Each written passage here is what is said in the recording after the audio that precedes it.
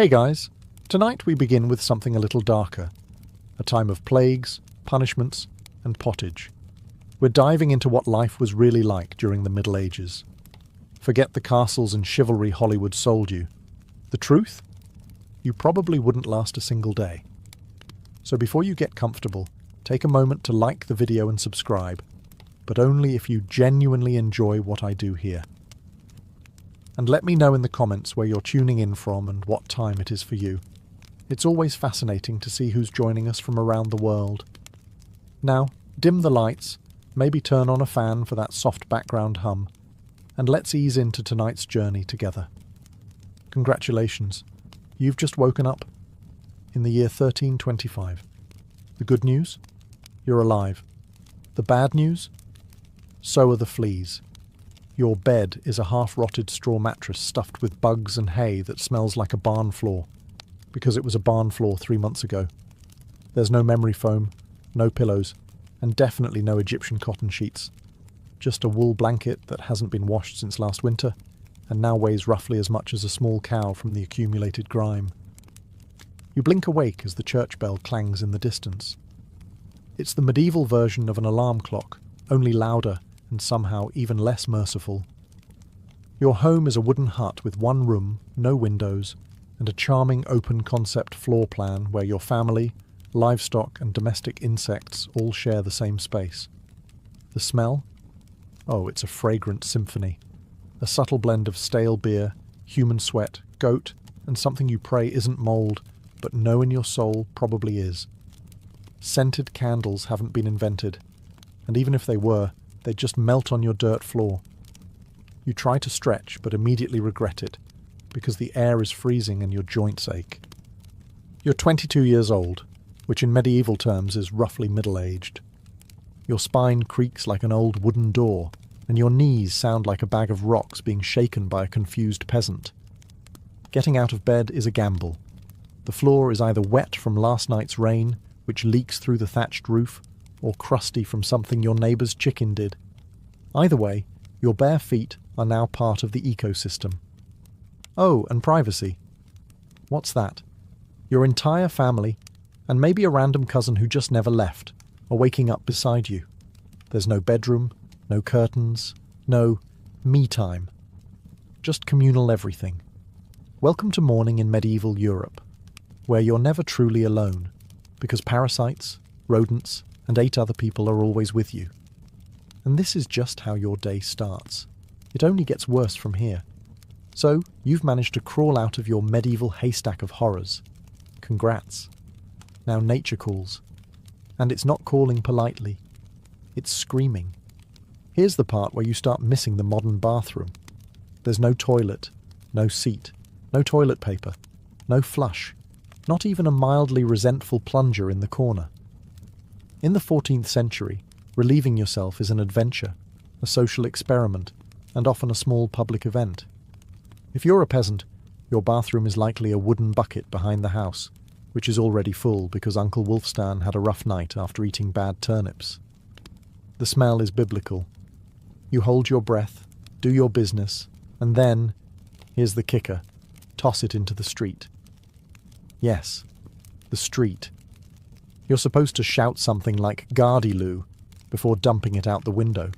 That's Old French for "watch out below," although frankly no one ever moves fast enough. Streets in medieval towns are open sewers, a charming river of human waste, animal droppings and mystery liquids you'd rather not examine. If you're lucky enough to live in a town with public latrines, congratulations. You get to sit shoulder to shoulder with strangers in an outhouse where privacy is a myth and ventilation is a cruel joke.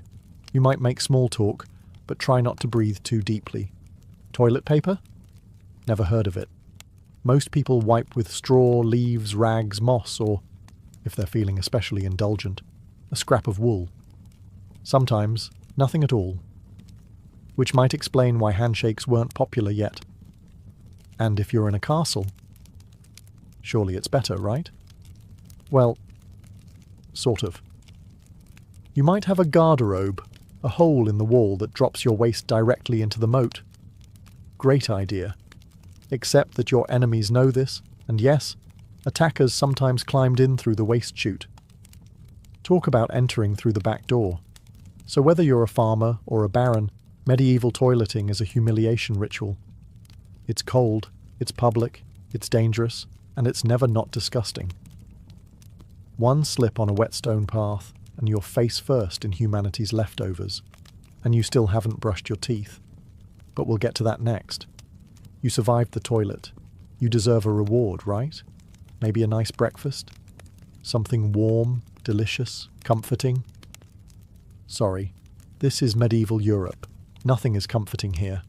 Breakfast, if you can call it that, is a grim affair. There are no eggs Benedict, no coffee machines sputtering awake, and certainly no avocado toast. You sit down, or squat near the fire, to a wooden bowl of something that looks like it was scraped off a muddy boot. Welcome to your daily ration of pottage. Pottage is a thick, gloopy stew made of whatever you can find. Grains, root vegetables, maybe a few beans if you're lucky. It's been simmering in the same pot for days, sometimes weeks, and new ingredients are just dumped on top of the old ones. It's less of a recipe and more of an ongoing edible experiment. On the side, a hunk of bread so hard it could deflect arrows. It's made from coarse rye or barley flour, often bulked up with sawdust, ground up acorns or other creative ingredients, because wheat is a rich man's fantasy. This loaf is not your friend. You don't slice it, you negotiate with it. What about drinks?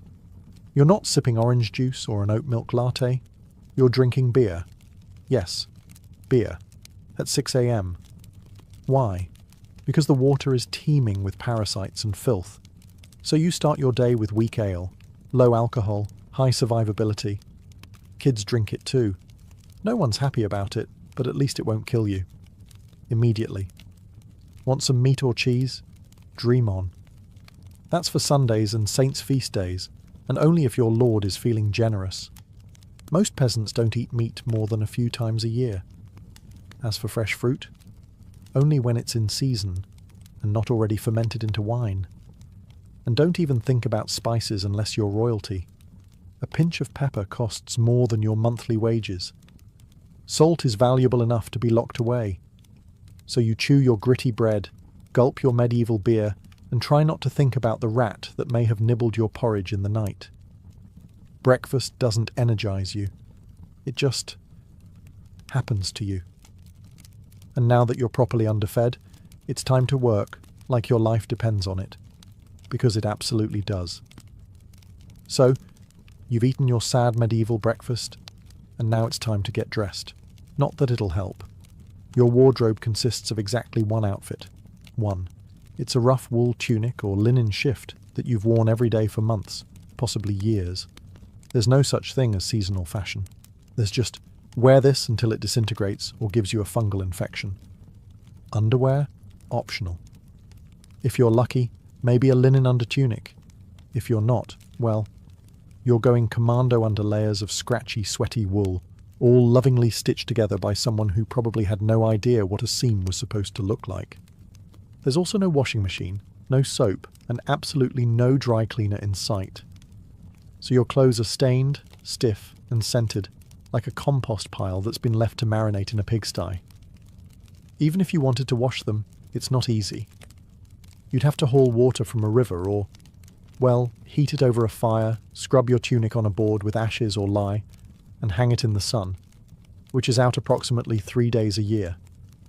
And don't get me started on shoes. If you own any, they're made of untreated leather, barely stitched together, and offer as much arch support as a banana peel. Most peasants just go barefoot, through mud, through dung, through medieval landmines, aka sharp rocks and disease puddles. All this means one thing. Your skin hates you. You itch constantly. Fleas, lice, and bedbugs live rent-free on your body. Everyone has them.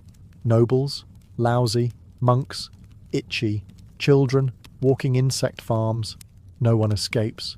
You'll be scratching your armpit with a wooden spoon while chatting with the local priest, and no one will even bat an eye. Your skin is raw from rubbing, your scalp a battlefield of bites, and if you develop a rash, well, too bad. There's no dermatologist, no hydrocortisone, no one to tell you it's probably scabies. You just keep on suffering. And if you're lucky enough to not get an infection,